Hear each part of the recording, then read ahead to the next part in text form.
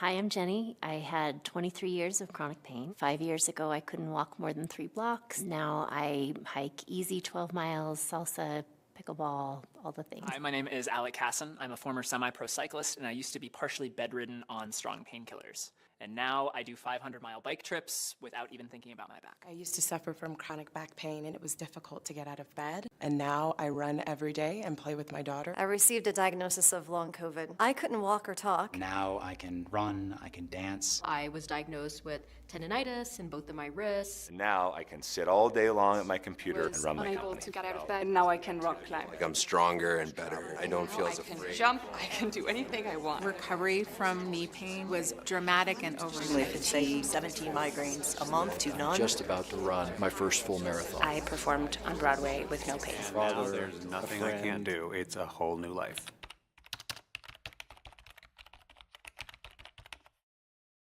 I'm Dario Zagar. I'm a neurologist with Yale University. I'm Dr. Becca Kennedy. I'm former lead of the Long COVID Clinic at Kaiser Permanente Northwest. I'm Yoni Ashar. I'm a neuroscientist at the University of Colorado.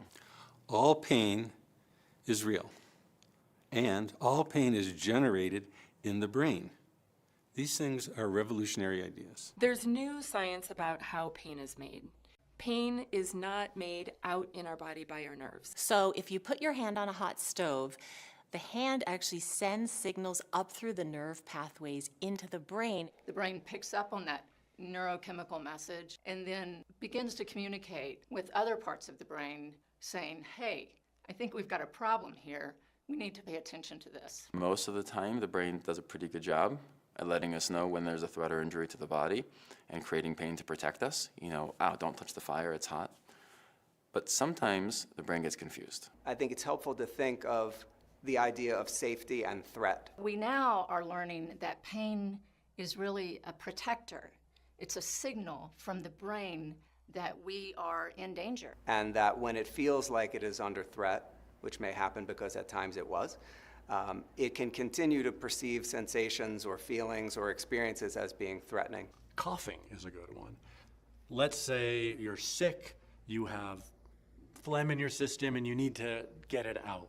So your body, as a survival mechanism, we've developed the capacity to cough. So maybe 15 years ago, I got a virus and I was coughing, and that's, you know, quote unquote, a danger signal or my body's way of alerting me to a certain threat. And for 2 weeks I was coughing, right? There was an actual reason for it. But after that, it caught.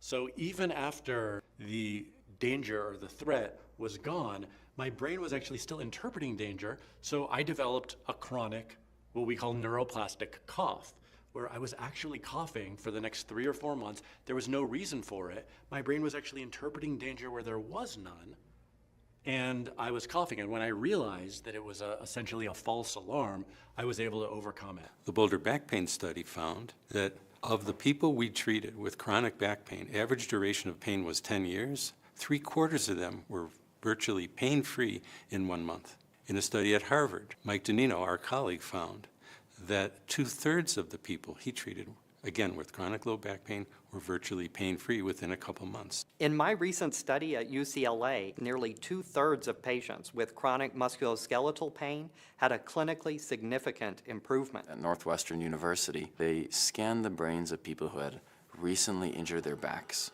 and they found that the brain activity associated with back pain was in like the pain processing parts of the brain.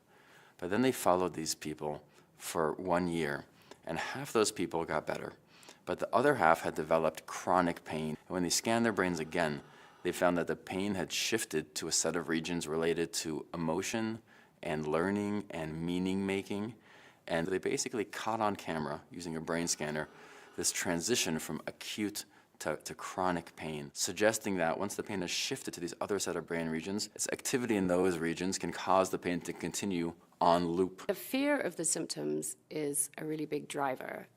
It's what the loop basically is you have the symptoms trigger the fear of the symptoms triggers the fear. Pain gets really learned in the nervous system, and just as we can learn symptoms, we can unlearn them. I thought, there's no way. There's actually no way I can change my brain and address these incredibly severe and debilitating symptoms. You know, it's understandable to have doubts about this. This is new science. What we're doing here is on the forefront of biomedical science. But the studies that are coming out and the research that is growing and being published, the results are just phenomenal. People are recovering from all kinds of chronic pain, long COVID, all kinds of chronic symptoms. Migraines. Chronic fatigue syndrome. Post-concussive syndrome. Symptoms blamed on chronic Lyme. Food sensitivities. Dizziness. Pelvic pain. POTS. Fibromyalgia. Sciatica. Bladder pain. Digestive problems. Plantar fasciitis. Tremor. Brain fog. IBS. Skin disorders. I could go on and on and on. It's the biggest blind spot in healthcare, and it's a problem that's got a solution. And the beautiful part of this is when it's a nervous system problem, we can help you. Hi, I'm Dr. Matt McClanahan, and I've successfully treated hundreds of patients. I have seen hundreds of people heal from these methods. Probably at least 80%. 80% to 80%. The majority of my patients. The majority. Hundreds of patients. Hundreds of patients. Thousands. Dozens. Over 7,000 people successfully improved. I have thousands and thousands of people who were formerly hopeless that are completely well. This is a paradigm shift in thinking. It is a radical new way to think about the body. A lot of this is so counterintuitive to everything we've ever done. My patients tell me this is a real revolution. I can't believe how limited of a life I lived and how tragic my future looked. We're going to look back at the way we treat chronic pain now, the way we look at, using leeches in the Middle Ages. Like, everything's going to change. I want the world to know that we really can rewire the brain. Just get the word out.